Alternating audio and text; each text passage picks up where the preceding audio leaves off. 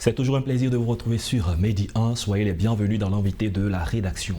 La Côte d'Ivoire a annoncé récemment le retrait progressif de ses militaires et policiers engagés au sein de la mission multidimensionnelle intégrée des Nations Unies pour la stabilisation au Mali, MINUSMA, dans une correspondance adressée au bureau du secrétaire général adjoint aux opérations de maintien de la paix des Nations Unies à New York. Quel impact de cette décision sur la paix au Mali et dans la sous-région? On en parle dans cet entretien avec Thomas Guessambi. Bienvenue sur le plateau de Medi 1.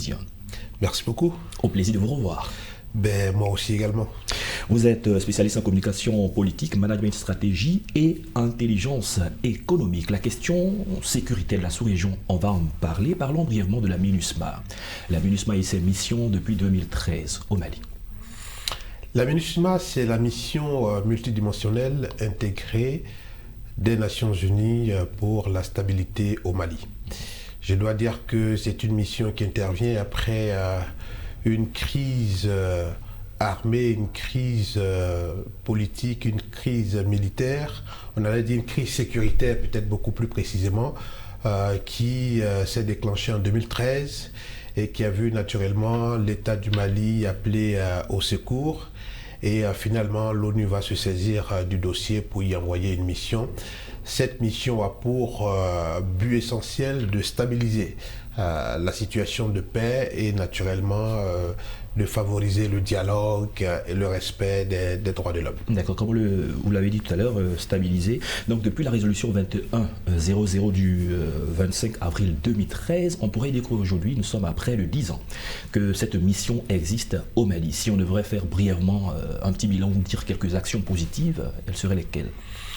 Je mettrais peut-être au registre de ce qui est positif le fait que le monde entier, quasiment, que des pays de l'Asie, des pays de l'Europe, des pays d'Afrique puissent se saisir du dossier malien en y envoyant des contributions financières, des forces, des intelligences pour secourir, au nom sans doute de la solidarité internationale, un pays qui est en proie à une crise sécuritaire. Mais toujours intéressant de ce point de vue parce que le terrorisme devenait un sujet international qui n'épargnait pratiquement aucune région du monde, qui n'épargnait aucun pays. Et peut-être la meilleure des façons de faire barrage à ce terrorisme, c'est d'aller l'étouffer là où peut-être il y a son terrain de prédilection, comme le Nord Mali qui en était devenu. Donc le fait que le monde entier sache désormais qui est le Mali, parce que ce n'est pas évident de connaître nos contrées africaines au plan international, et donc c'est une situation malencontreuse mais qui amène à donner du relief en matière de communication, en matière de visibilité au Mali.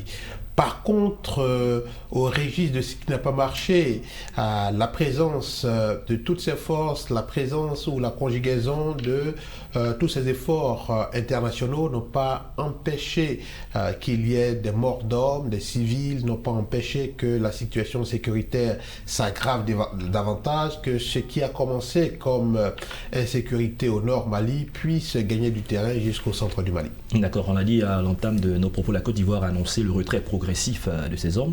Dans le top 10 des nations qui envoient les hommes, qui ont des hommes dans la MINUSMA, la Côte d'Ivoire, en termes de nombre de militaires, un peu plus de 800 militaires en 6e position, et au niveau du nombre de policiers, avec 30 policiers, est un peu plus en 7e position. Alors, comment est-ce que vous avez pris cette annonce de la Côte d'Ivoire qui veut donc retirer progressivement ces hommes de la MINUSMA?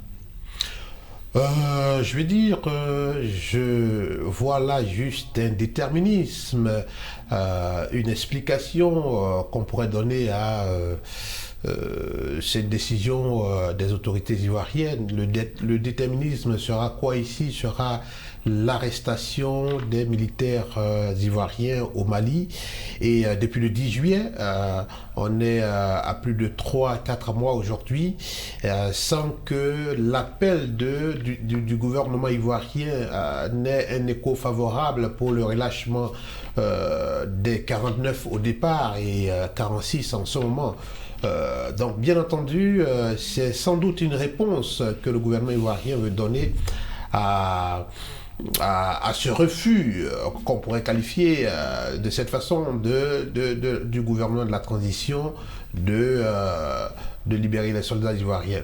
Mais toujours est-il qu'on sait que dans les relations bilatérales comme multilatérales, dans les relations entre pays, il y a ce qu'on appelle la temporalité. Et il y a que la scène internationale n'est pas un sujet inamovible, il y a des mouvances. Je pense en fin de semaine dernière, le ministre des Affaires étrangères du Mali était en Côte d'Ivoire. Donc ça veut dire que les autorités des deux pays se parlent et que cette décision peut peut-être aller dans son application comme être modifiée au fil des semaines qui arrivent. Est-ce qu'une telle décision est sans conséquence sur la sécurité même du Mali et même de la sous-région qui prend en compte la Côte d'Ivoire elle-même? Mais bien entendu que la question sécuritaire n'est pas aujourd'hui propre à un pays, surtout quand on partage des frontières à un pays, avec un pays qui est confronté à une crise sécuritaire.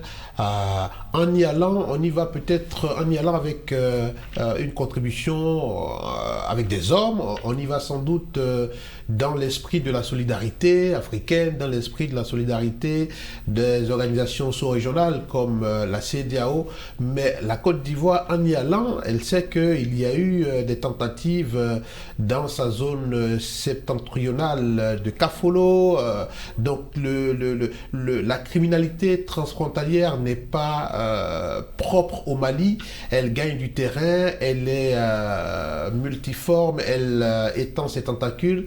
Donc peut-être que pour son honneur et sa dignité, la Côte d'Ivoire a dû à un moment donné, comme je l'ai dit, dans la temporalité, demander à ses militaires de battre en retraite si on n'est pas désirable dans un pays.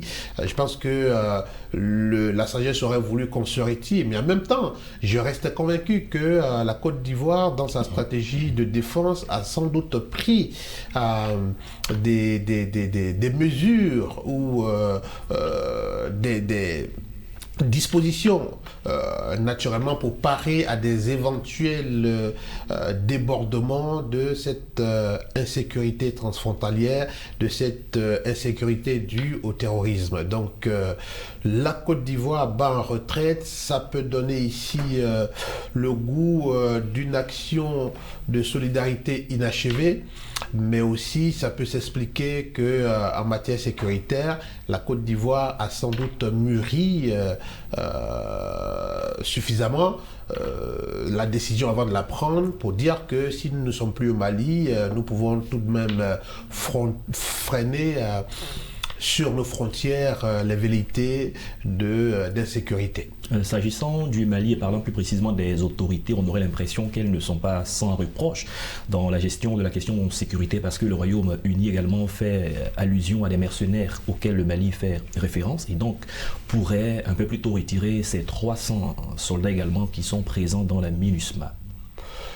Cela peut s'expliquer, je pense, dans une lecture géopolitique qui ne va pas sans vision, sans, on va dire quoi, grille de lecture, qui ne va pas sans position sur la scène internationale.